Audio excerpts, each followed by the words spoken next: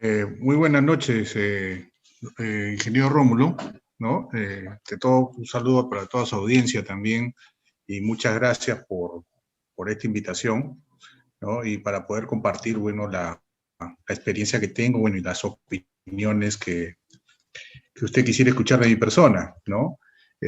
Como bien ha dicho, y estaba escuchando el preámbulo que teníamos antes de iniciar esta conversación, ¿no? Estamos en una situación bastante crítica en el país, con bastante incertidumbre, sobre todo tomando en cuenta que estamos también en un periodo electoral que genera pues una serie de expectativas en la población, ¿no? Y todavía en un escenario que todavía no se puede prever cómo va a ser para los próximos meses, ¿no?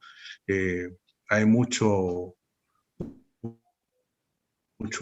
desconcierto, mucho temor también para lo que viene, ¿no? Y los resultados no nos están acompañando de manera favorable, ¿no? Ciertamente, allí apelando a su conocimiento y a su experiencia, conociendo el escenario difícil que estamos, realmente, ¿qué es lo que nos está faltando en el país? Porque, claro, la expectativa es que lleguen las vacunas. Bueno, ya tenemos, digamos, para unas 150.000 personas que ya empezó, pero somos más de 33 millones de habitantes, según se dice, ¿no? Y a eso se nos agobia la crisis económica. Sí, bueno, creo que ya vamos a cumplir exactamente, aproximadamente un mes, vamos a cumplir un año de estado de emergencia. Y creo que lamentablemente nos está faltando capacidad de gestión, ¿no? Cuando digo capacidad de gestión estoy hablando de gerencia, ¿no? Todos sabemos pues que gerenciar es fundamentalmente lograr resultados, ¿no? Y se entiende que los resultados que uno espera lograr, diríamos, cuando está a la cabeza de un sector, de una entidad pública o privada, es lograr resultados positivos que permitan dar soluciones a problemas de política pública cuando hablemos en el Estado, y a problemas que puedan suscitarse en las organizaciones cuando hablamos de entidades privadas. La situación en la cual se inició esta crisis, ¿no?, derivada de la pandemia del COVID-19, ¿no?, nos cogió con algo que ya se sabía ex ante que se inicie esta crisis. Ex ante que se sabía que se iniciara esta crisis, ya se sabía que el sector salud era un sector que tenía una precariedad que venía históricamente acumulándose, ¿no? Teníamos unas brechas de infraestructura en salud que se habían ido incrementando en el tiempo, y a pesar de los aparentes, y voy a decirlo así entre comillas, aparentes esfuerzos que se hacen, ¿no? Acuérdese que el Seguro Integral de Salud es un seguro que se crea en el año 2002, ¿no? O sea, tiene prácticamente 19 años de creado, y lo digo porque en esa época yo trabajaba en el Ministerio de Salud, y ahora estamos en el 2021. El año pasado se habló de que sea el año de la universalización del aseguramiento en salud, y sin embargo, las brechas existentes eran altísimas, ¿no? Teníamos un nivel, por ejemplo, de camas UCI muy bajo, diríamos comparativamente hablando con otros países, ¿no? Y para lo que servía, diríamos, el escenario de cuarentena, en el cual nos pusieron, deben acordarse, una cuarentena rígida, mucho más rígida que la que tenemos actualmente, que estamos también en un periodo de cuarentena, era justamente para ganar tiempo y para tratar de ir reduciendo, en cierta medida, esas brechas existentes. Sin embargo, esos esfuerzos iniciales, por lo menos por los resultados que vemos actualmente, aparentemente comenzaron dinámicamente, quizás al inicio, con los altibajos que pueden haber siempre en la gestión, pero parece que en los últimos meses como que hubo un adormecimiento hasta volver a la situación crítica y volver a reaccionar ante lo urgente.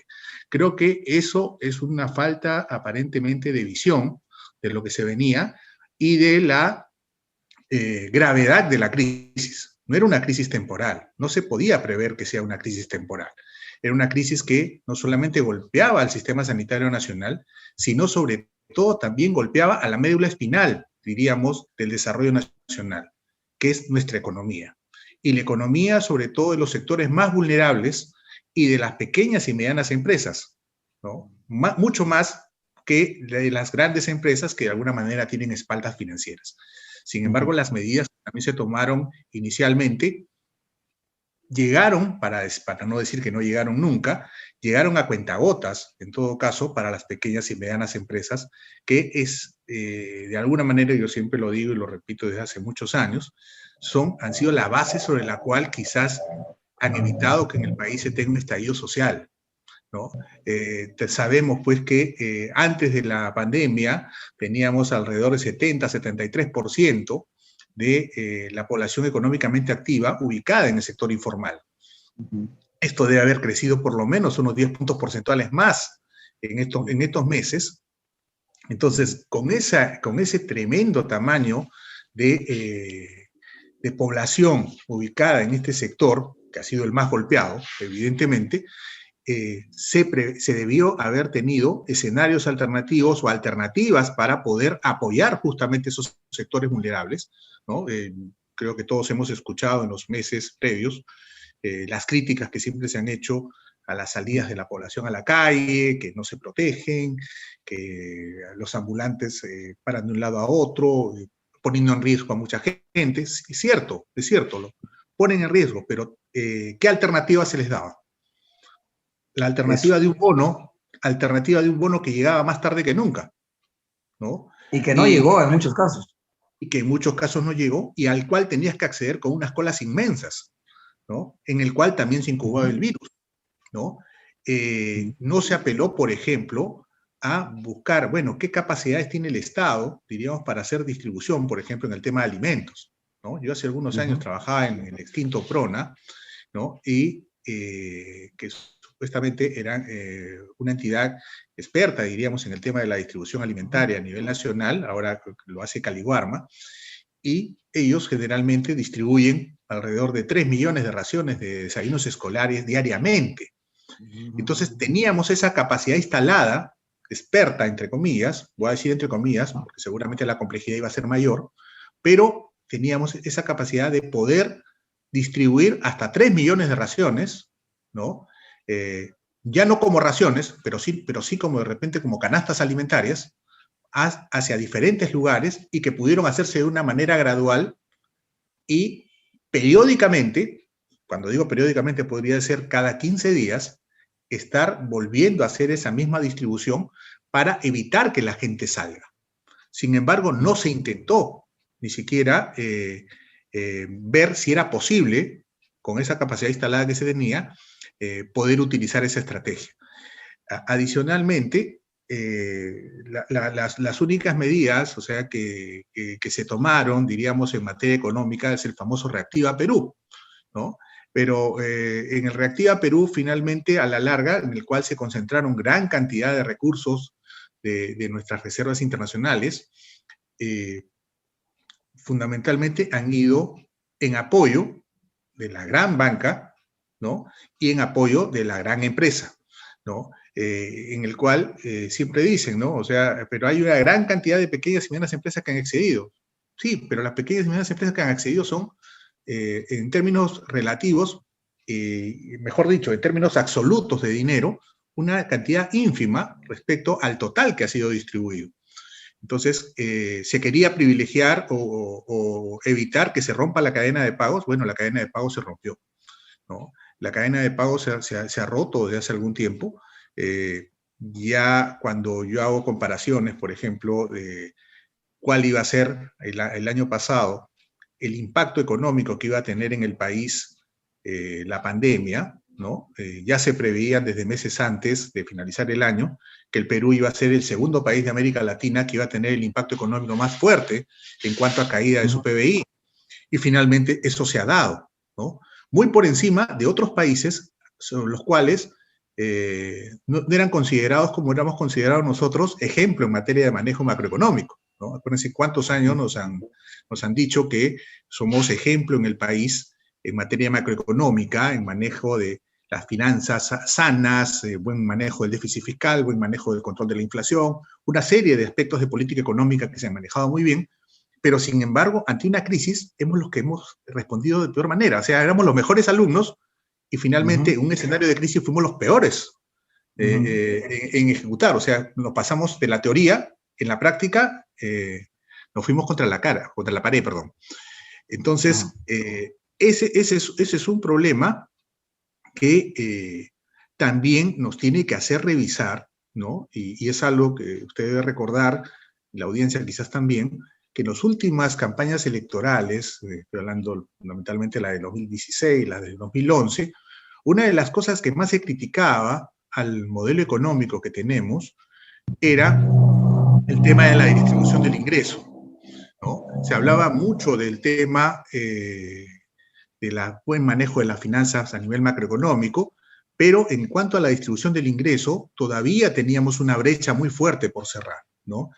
Esa brecha, lamentablemente ahora, 5 años después, se ha incrementado, ¿no? Lo más probable es que nuestro nivel de pobreza, cuando se hagan los cálculos al 2020, seguramente puedan haber crecido entre 10 o 12 puntos porcentuales, probablemente, y en cuanto al coeficiente Gini, que es el que mide la desigualdad del ingreso, también debe haber crecido el nivel de desigualdad, ¿no? Entonces, es un escenario muy complicado, muy difícil, ¿no? Estos escenarios de pandemia, de cuarentena que estamos viviendo este mes, también están golpeando muy fuertemente, especialmente estos sectores mucho más vulnerables en cuanto a la pequeña y mediana empresa.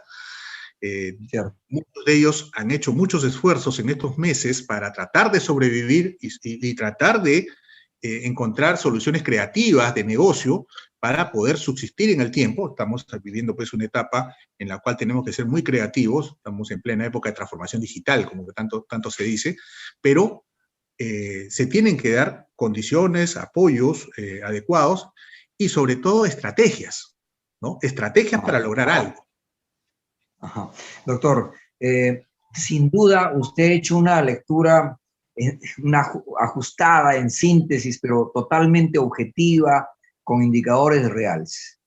Yo creo que quienes están en el gobierno y quienes estuvieron en el gobierno, estoy refiriendo a Martín Vizcarra y hoy al presidente Sagasti, pareciera que les gana el día a día y no miran el escenario con mayor responsabilidad en el entendido uno.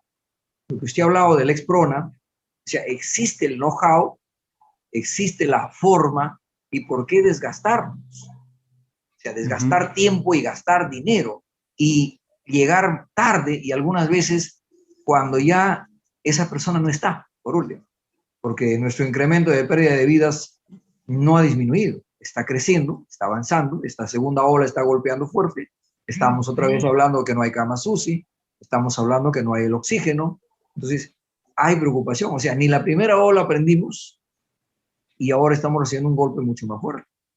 Y finalmente, para entrar, digamos, a su opinión final, estamos en un proceso electoral donde nos encantaría. Yo he tratado de accesar al Jurado Nacional de Elecciones para ver los planes de gobierno. Todavía encuentro candados. Y yo estoy tratando de observar a los candidatos, a ver qué propuestas realmente se ajustan para salir de este sacudón de crisis. Porque no solo es una, en realidad, es la crisis de la salud, es la crisis económica, y yo creo que la crisis política aún no ha pasado, porque los entredichos entre el Congreso y el Poder Ejecutivo siguen y a eso se suma los dimes y diretes del proceso de la campaña a falta de partidos políticos sólidos. Es más, los partidos políticos tradicionales, como que algunos de ellos se quedaron fuera. ¿Cuál es su lectura y cuál sería, digamos, algunos alcances para quienes nos están siguiendo en el programa, reflexionar y actuar de una manera distinta? Sí, como usted dice, y como lo dije también en mi primera intervención, estamos en un escenario de incertidumbre.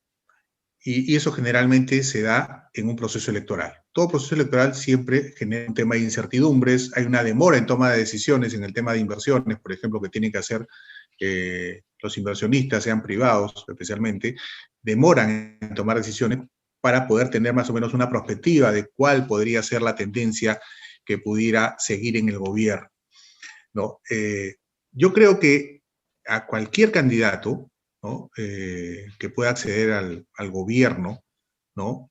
Y también al Congreso. Cuando digo, estoy uniendo ambos aspectos porque si bien sabemos pues que el Poder Ejecutivo es el que se encarga de ejecutar las políticas públicas, el que se encarga justamente de gestionar los servicios que tiene que brindar el Estado, diríamos, a sus ciudadanos, pero el Congreso de la República también ha tenido, en estos últimos años, una intervención bastante directa, ¿no? O influyendo muy directamente, diríamos, en esa ejecución.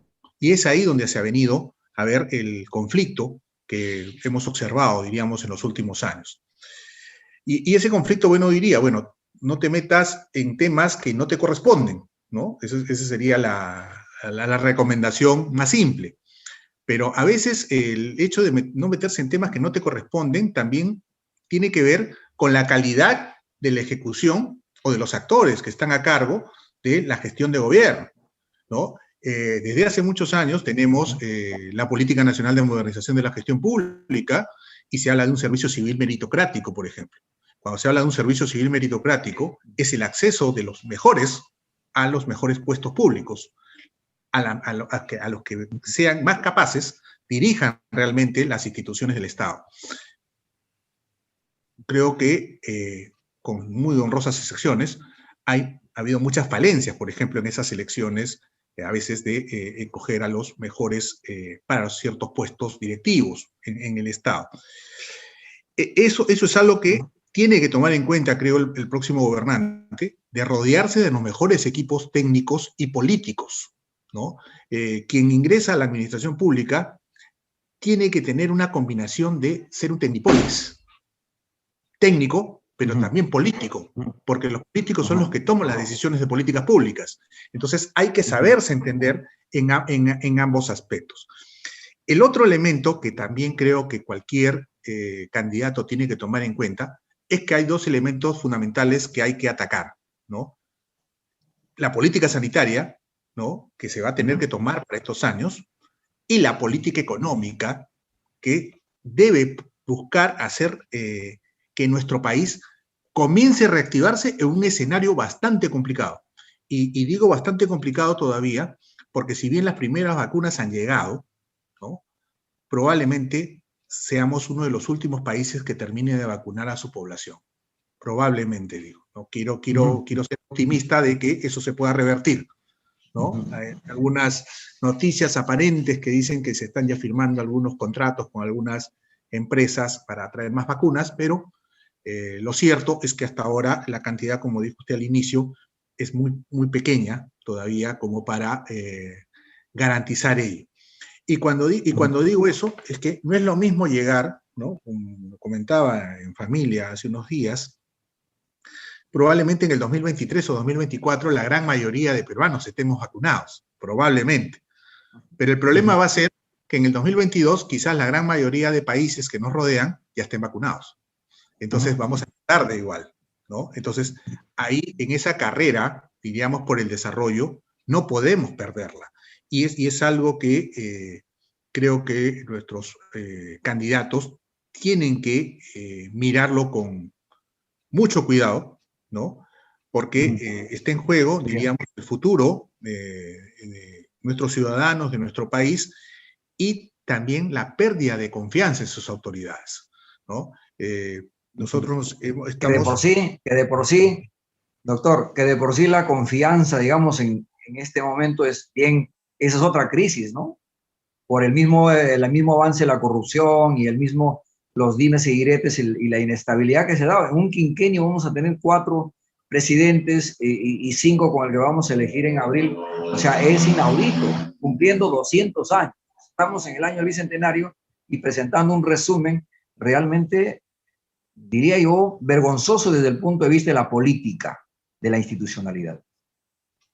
Sí, es correcto, o sea, el análisis, ¿no? O sea, creo que a ninguno de nosotros se nos hubiera ocurrido que en el 2016, cuando se eligió al expresidente Kuczynski como presidente, que en el 2021 el presidente Kuczynski no iba a ser el que iba a ser reemplazado. Iban a pasar varias cosas durante estos años, ¿no? Y de la manera que han pasado todavía, ¿no? Entonces creo que a nadie se le ocurría ni al más pitonizo creo que iban a suceder todas estas cosas. Pero yo creo, ya yendo para el tema de crecimiento, creo que una recomendación a los actores políticos, el crecimiento se basa en dos temas principales, ¿no? Y creo que solamente en los últimos años nos hemos estado basando en el consumo. El crecimiento no se basa en el consumo privado solamente. El crecimiento se basa en la inversión, ¿no? Y en el desarrollo de nuestras exportaciones. Esos dos elementos son los claves para tener una continuidad en el tiempo, ¿no? Bien. El consumo Doctor, que se ha visto nos ha llevado pues, a una crisis muy generalizada actualmente. sí. La verdad es que valiosa la conversación con usted. Esperamos seguir, ojalá, conversando en otros programas.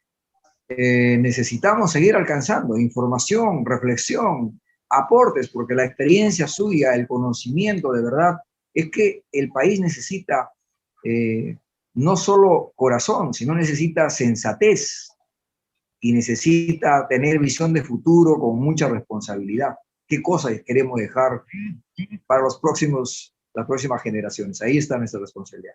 Doctor, muchísimas gracias una vez más por esta conversación, por su tiempo que nos ha podido conceder en esta noche, con la esperanza de volver a seguir conversando en otro programa.